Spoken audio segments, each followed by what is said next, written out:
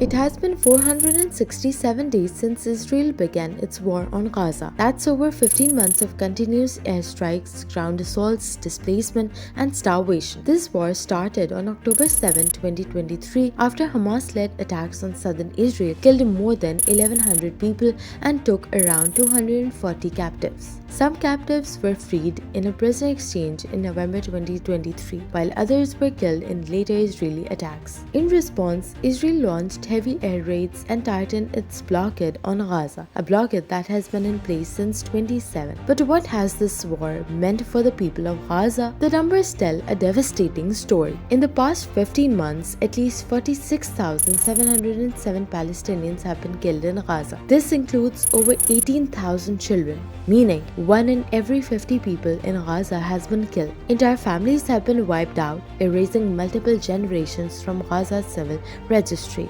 Human rights groups believe the actual death toll could be even higher, yet the devastation does not end with the death toll. At least 110,265 people have been injured, roughly 1 in every 2 people in Gaza. The World Health Organization reports that nearly 22,500 of the injured have life-altering wounds that need rehabilitation. But with hospitals overwhelmed and supplies cut off, most are not receiving care. Severe limb injuries are the most common. By the end of 2024, the Palestinian Ministry of Health reported 4,500 amputations. The UNRWA says that 10 children lose one or both legs every day, often without anesthesia due to medical shortages. But beyond the physical injuries, Gaza's destruction has left its people struggling for basic survival. Israel has dropped an estimated 85,000 tons of explosives on Gaza. This bombardment has turned homes, schools, and hospitals into rubble, leaving behind over 42 million tons of debris. Clearing this destruction could take more than a decade, and hidden among the rubble are unexploded bombs, posing deadly risk for anyone attempting to rebuild.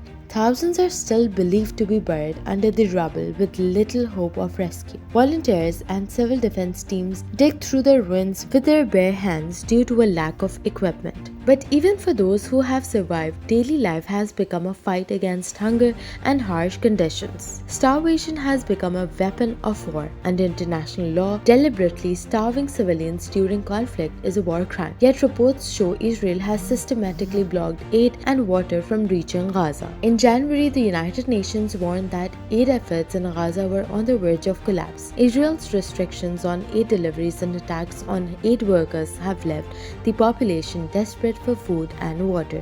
OCHA reports that Israeli authorities continue to deny UN-led efforts to reach Palestinians with vital aid. Throughout Gaza yesterday, only 7 of the 22 UN-planned humanitarian movements were facilitated by Israeli authorities.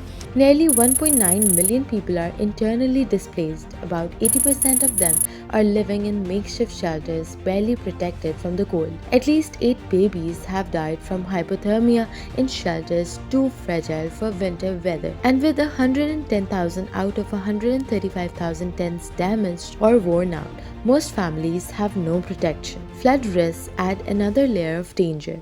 The UN estimates that nearly 500,000 people are living in flood-prone areas, increasing the threat of disaster. The numbers are staggering, but behind every number is a human story of loss, pain, and survival.